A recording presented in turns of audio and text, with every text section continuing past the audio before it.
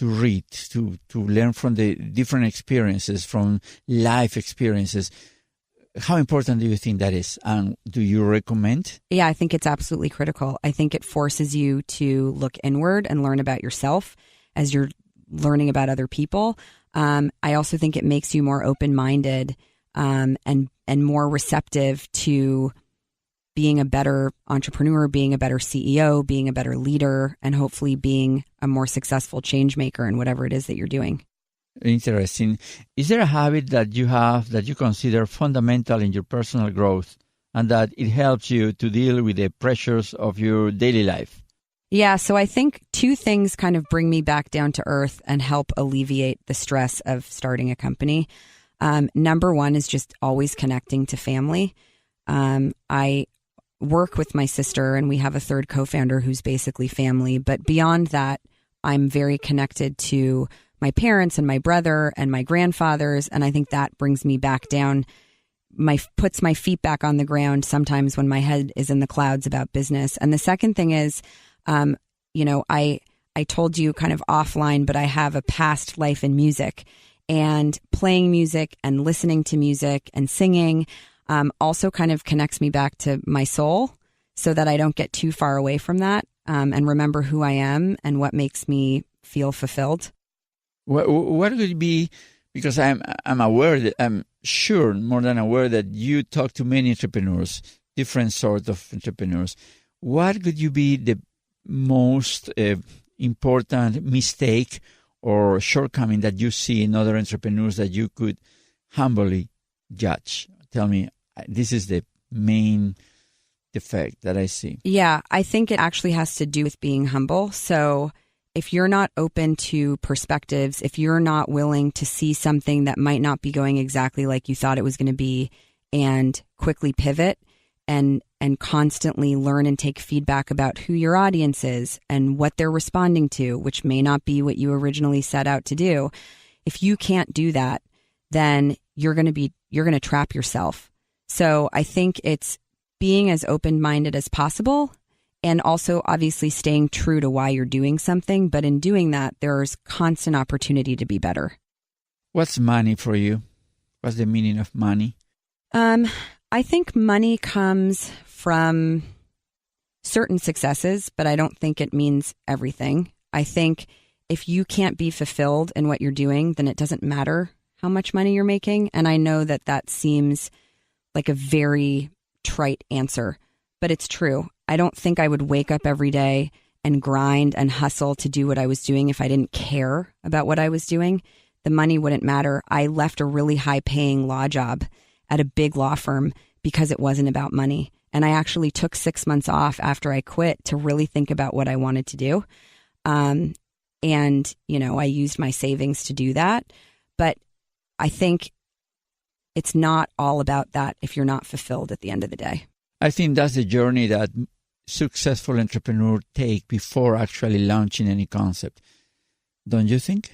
Yeah. I mean, you have to believe in your heart about what you're doing, whether it's a new technology or the Uber of massages or a platform like Spiritú. It doesn't matter. If you don't believe in your heart and your soul that, aside from being successful and potentially making money from it, that you're actually doing some sort of good, you're changing an industry in some sort of way, you're changing people's lives, you're changing their access to technology, whatever it is. If you don't believe in what you're doing, then what's the point? What's the balance, or how could you define passion versus rationality or understanding? That is something I think about every single day because I think I have two sides. So I'm analytical and I'm reasoned, and that's the lawyer part of me. And then I'm passionate and creative. And I think there has to be a balance between your vision and being practical.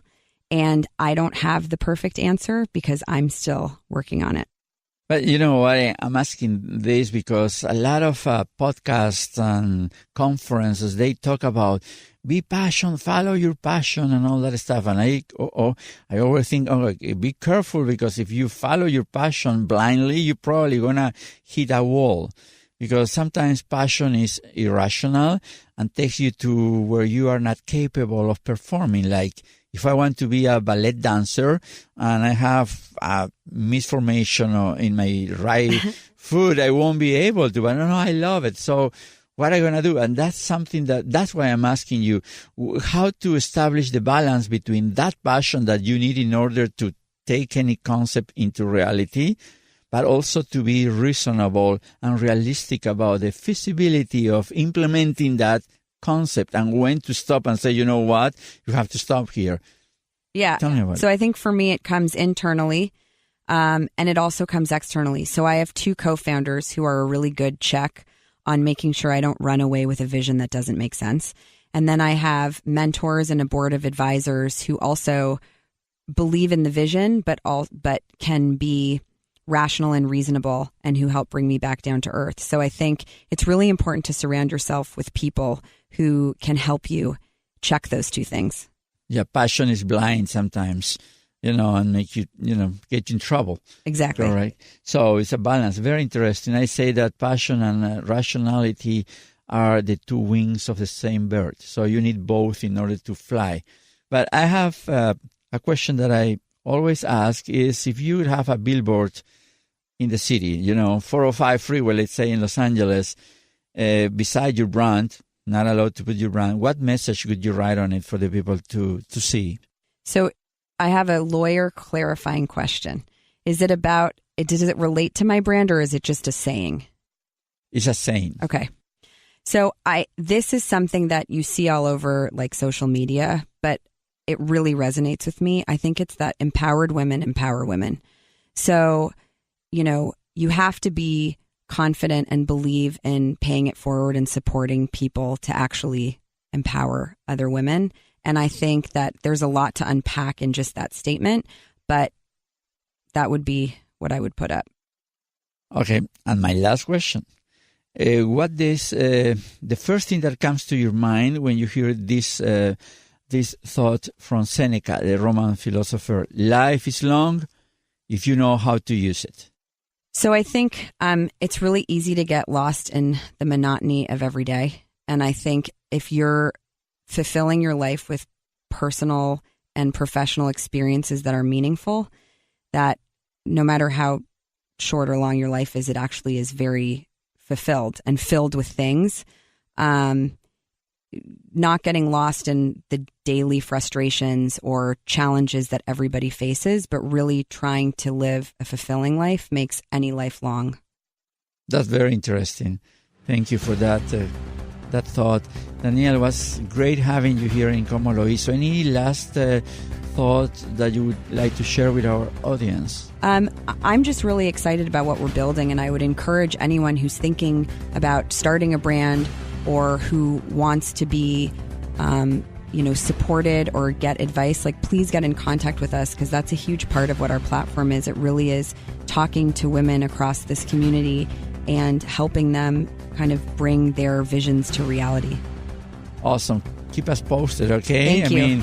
Let's keep in touch and, give me a call sometime and tell me, hey, we're doing this, we're achieving this. And, if you are successful as you're going to be, don't forget to include me in your VIP list for the banquet, for the Absolutely. Celebration. All right. I'm so happy to have been here. Thank you so much. Thank you. If you want to learn more about My Spiritú, go to myspiritú.com. Thanks so much for listening to our show this week. If you want to find out more about our podcast, follow us on Facebook, Instagram, and Twitter at ComoLoHizo, or visit our website at ComoLoHizo.com. Please subscribe to our show on Apple Podcasts or anywhere you listen to your podcast. If you want to reach out to comment or suggest a topic, please email hello@comolohizo.com. This show was produced at the iHeart Studios in Los Angeles. I'd like to thank our producer Amelia Macchiavello, our sound engineer Martin Garcia, our technical supervisor Nathan Staton, and Annie Siderovich, our general producer. Como Lo Hizo is a co-production from Premier Radio Network and Crece Grow Media. I am Fernando Schiantarelli. Thanks again for listening.